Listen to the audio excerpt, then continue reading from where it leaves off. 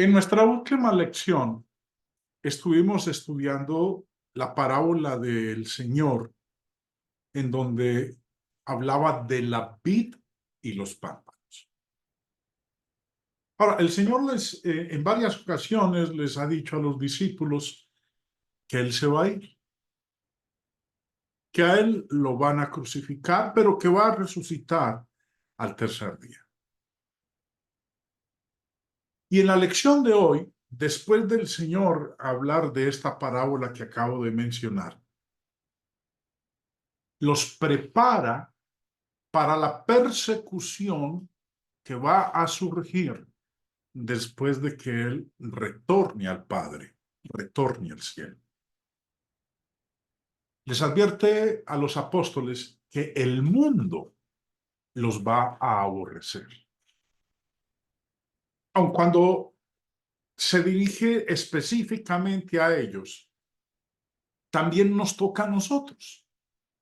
Esa advertencia que el Señor le hace a los apóstoles también tiene que ver con nosotros, los hijos de Dios, hoy en día. Empieza diciéndoles, versículo 18, si el mundo os aborrece, sabed que a mí me ha aborrecido antes que a vosotros. Si fuerais del mundo, el mundo amaría lo suyo, pero porque no sois del mundo, antes yo os elegí del mundo, por eso el mundo os aborrece. Aquellos que se mantengan firmes en Cristo, pues van a ser diferentes al mundo. Y esta diferencia hará que el mundo los odie. El apóstol Pablo, cuando escribía la segunda carta a Timoteo, le decía estas palabras: y también todos los que quieren vivir piadosamente en Cristo Jesús padecerán persecución. Algunos creyentes profesos pueden tratar de integrarse y ser como el mundo,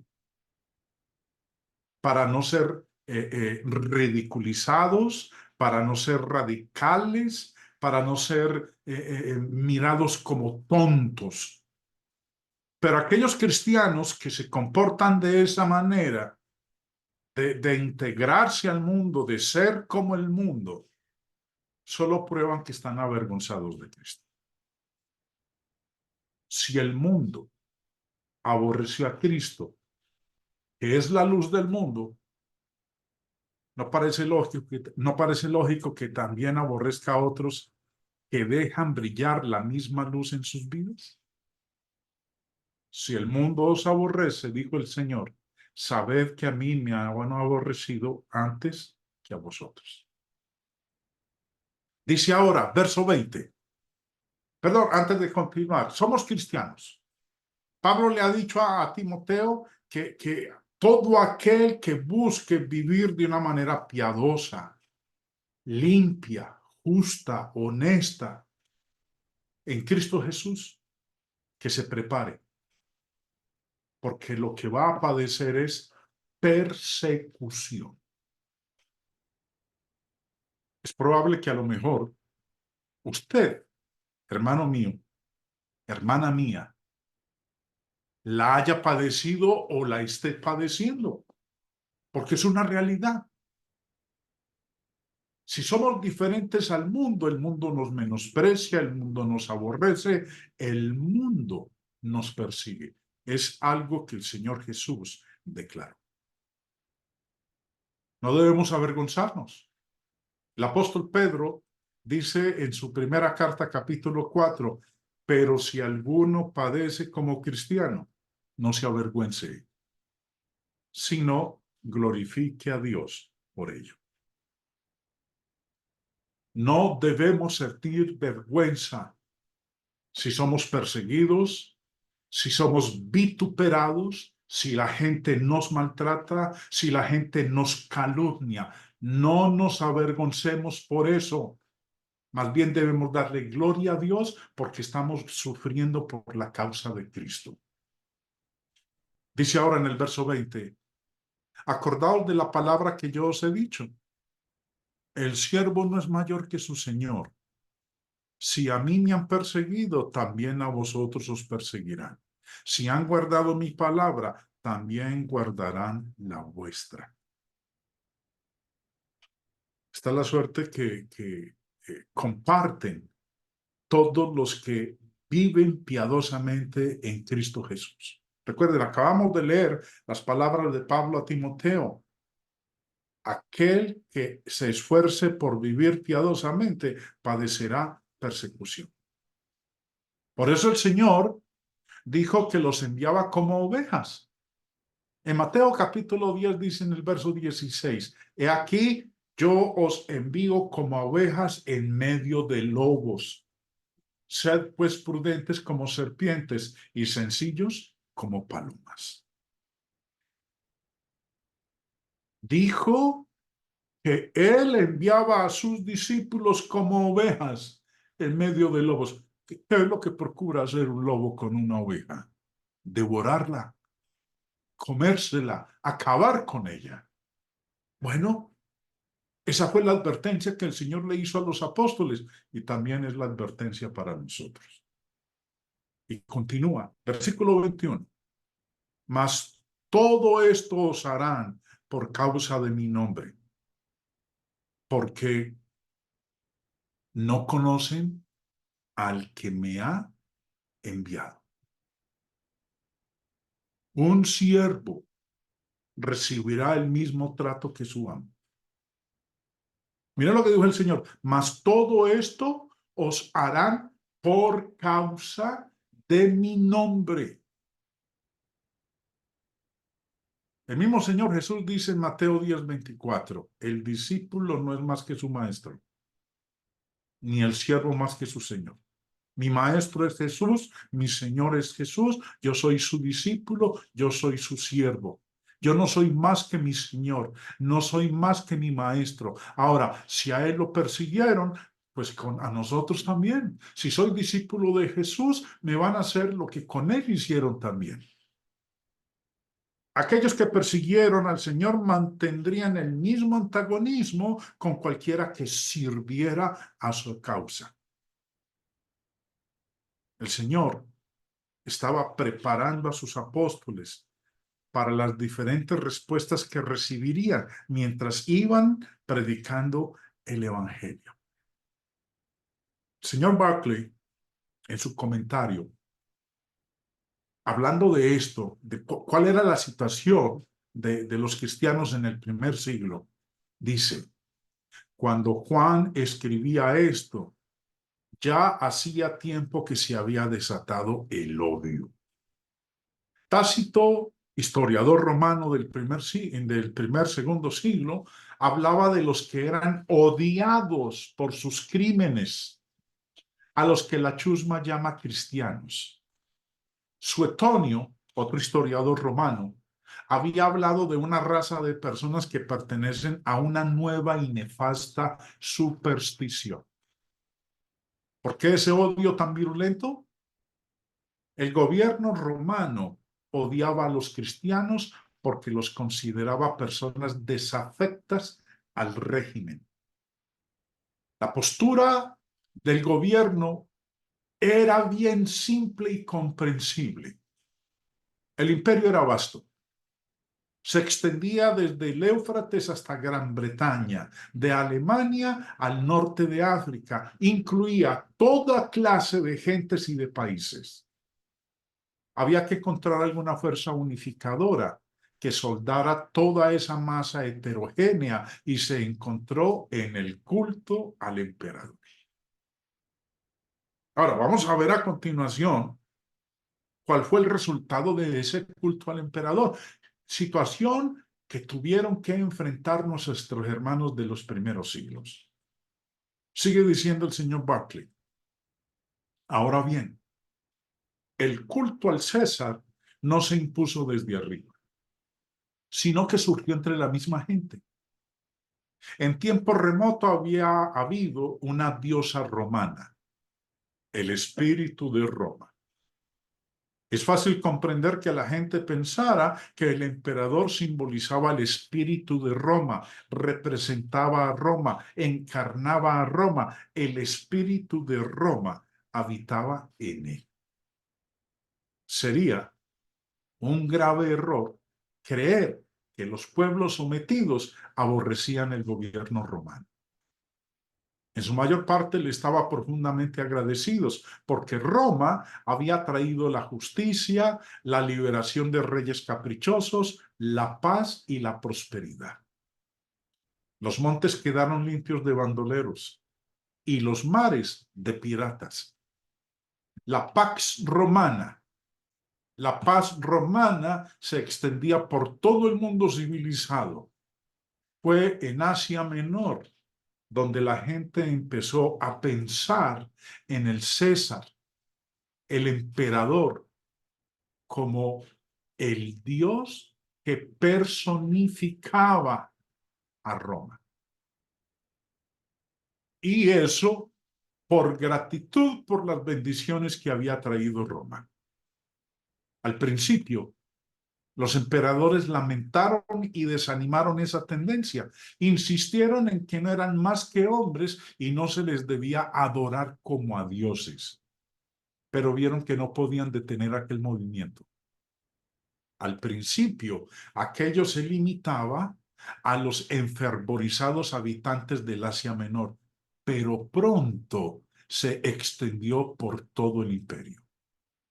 Y entonces, el gobierno vio que podía usar aquello como la fuerza unificadora que necesitaba. Así es que llegó el tiempo en que una vez al año todos los habitantes del imperio tenían que quemar una pizca de incienso a la divinidad del César. Al hacerlo se demostraba que se era un ciudadano leal de Roma. Después de hacerlo, se recibía un certificado que decía que se había cumplido con la normativa.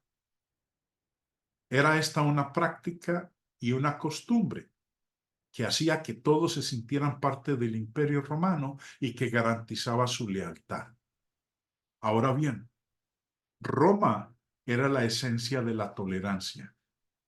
Después de quemar la pizca de incienso y decir, César es Señor, uno podía ir a adorar al Dios que le diera la gana, siempre que su culto no escandalizara la decencia, que tenía la manga bien ancha, ni alterara el orden público.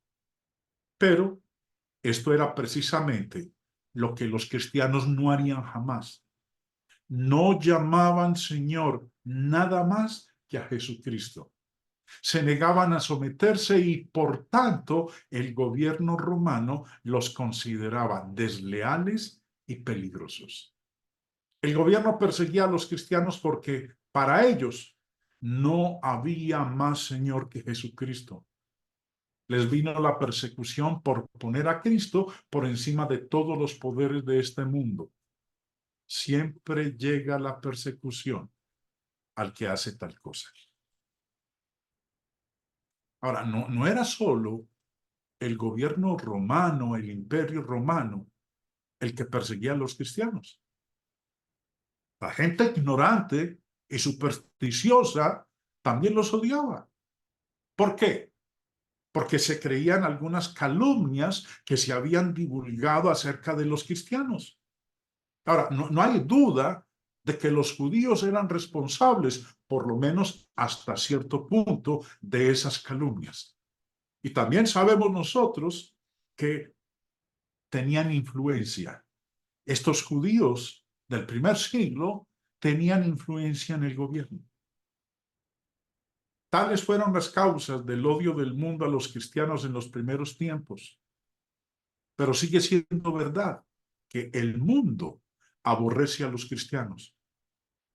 Como ya hemos dicho, por la palabra mundo, Juan se refiere a la sociedad humana que se organiza sin contar a Dios.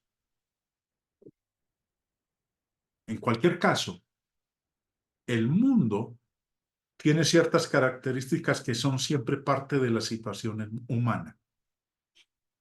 El mundo sospecha de los que son diferentes de la mayoría. Al mundo le resultan especialmente repelentes los que con su manera de vivir le condenan por su manera de vivir. Es realmente peligroso ser buenas personas. Y para decirlo peor, el mundo siempre mira con suspicacia a los que no siguen la corriente.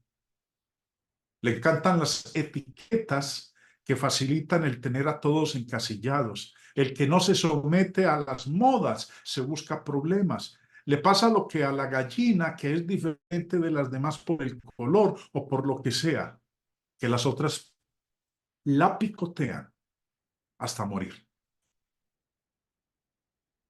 La demanda, hermanos, la demanda esencial del Evangelio es el valor de ser diferente, es la gallardía de ser diferente. Ahora, eso será peligroso, pero no se puede ser cristiano si no se asume ese riesgo, porque tiene que haber diferencia entre el que es del mundo y el que es de Cristo. Dice ahora el Señor en el verso 22, si yo no hubiera venido ni les hubiera hablado, no tendrían pecado. Pero ahora no tienen excusa por su pecado. Si no hubieran oído el mensaje del Evangelio, no serían juzgados por ese mensaje. En Juan 12, retrocediendo en el Evangelio de Juan, Juan 12, el Señor dijo en el verso 48, el que me rechaza y no recibe mis palabras tiene quien le juzgue. La palabra que he hablado, ella le juzgará en el día postrero. Ahora, entendamos entonces lo que dijo el Señor en el verso 22. Si yo no hubiera venido, ni les hubiera hablado. ¿Hablado qué? La palabra. Miren lo que dice Juan 12:48. El que me rechaza y no recibe mis palabras, tiene quien le juzgue. La palabra que he hablado, ella le juzgará. Jesús cuando vino al mundo no guardó silencio. Jesús cuando vino proclamó el evangelio del reino, el mensaje de Dios, el evangelio de salvación. Por eso dice en el verso 22, si yo no hubiera venido ni les hubiera hablado, no tendrían pecado. Pero ahora no tienen excusa. ¿Por qué no tienen excusa? Porque Él les habló. Y al hablarles y ellos no obrar conforme a su palabra, entonces pecaron por desobediencia. Ahora, Jesús hacía dos cosas. Primero, exponía el pecado. Decía lo que ofende a Dios y cómo quiere Dios que nos conduzcamos. Presentaba el verdadero camino. Eso era lo primero que hacía. Y lo segundo, proveía el remedio para el pecado. Y esto en un doble sentido. Abrió el camino para el perdón de los pecados pasados y proveyó el poder que capacita para vencer al pecado y vivir una vida nueva. Estos fueron algunos de los privilegios y el conocimiento que Jesús trajo a la humanidad. Ahora, supongamos que una persona está enferma, que consulta a un médico y éste diagnostica la enfermedad y prescribe la cura. Si esa persona no hace caso del diagnóstico y se niega a aplicarse la prescripción, no le puede echar la culpa a nadie más que a sí misma si se muere o queda en una situación que hace de la vida un sufrimiento continuo. Eso era lo que los judíos habían hecho. Por eso el Señor dice en el verso 22, vuelvo y lo leo, si yo no hubiera venido ni les hubiera hablado, no tendrían pecado. Pero ahora no tienen excusa por su pecado. Continuemos. Verso 23. El que me aborrece a mí, también aborrece a mi Padre. Si yo no hubiese hecho entre ellos obras que ninguno otro ha hecho, no tendrían pecado. Pero ahora han visto y han aborrecido a mí y a mi Padre. La vida del Señor durante su ministerio fue una vida de obras, de mensaje continuo. Jesús había presentado pruebas satisfactorias de su misión divina. Como dice ahí en el verso 24, obras que ningún otro ha hecho. Si yo no hubiese hecho entre ellos obras que ningún otro ha hecho. Sus milagros, sus mercedes, obras de asombro y obras de gracia demostraban que él había sido enviado por Dios y que había sido enviado con designios de misericordia, pues solo alguien había venido de Dios como maestro. Es más, recordemos lo que le dijo Nicodemo cuando visitó al Señor de noche. En Juan capítulo 3 dice el verso 2, Nicodemo vino a Jesús de noche y le dijo, Rabí, sabemos que has venido de Dios como maestro, porque nadie puede hacer estas señales que tú haces si no está Dios con él. Si yo no hubiese hecho entre ellos obras que ningún otro ha hecho, no tendrían pecado. Pero ahora han visto las obras que ningún otro ha hecho y han aborrecido a mí y a mi Padre. La proposición es sencilla, hermanos. Las obras que Jesús había hecho entre ellos dieron la oportunidad de conocerlo. Pero ¿qué sucedió? Lo rechazaron. En el último término, en Jesucristo, el mundo odia a Dios mismo. Mira lo que dice el verso 23. El que me aborrece a mí, también a mi Padre aborrece. Y se repite en la parte final del verso 24. Han aborrecido a mí y a mi Padre. Así que hay quienes aborrecen a Dios, puesto que al no poder negar que Dios existe y al mismo tiempo desear que no existiese, le odian. El odio a Jesucristo comporta siempre el odio a Dios. El trato que se da al Hijo se le da igualmente al Padre, ya que ambos dan el mismo testimonio. Ambos son uno en naturaleza. Ambos están el uno en el otro. Todo lo que tiene el Padre lo tiene también el Hijo. El que niega al Hijo no tiene al Padre. El mismo apóstol dice en su primera carta, capítulo 2, verso 23. Todo aquel que niega al Hijo tampoco tiene al Padre. El que confiesa al Hijo tiene también al Padre. Hermanos, el Señor Jesús nos está mostrando a nosotros lo grave y delicado que es negarle a Él, aborrecerle a Él. Porque todo lo que el hombre haga o actúe contra el Señor, lo está llevando a cabo contra el Padre. Esta oportunidad que tuvieron los judíos les dio una mayor responsabilidad. Habrían perecido por su pecado, pero ahora este rechazo personal del perdón de los pecados a través de Cristo los dejó sin excusa. Siempre que uno se encuentra cara a cara con la verdad, debe elegir entre obedecer o rechazar. Leo el verso 24. Si yo no hubiese hecho entre ellos obras que ningún otro ha hecho, no tendrían pecado.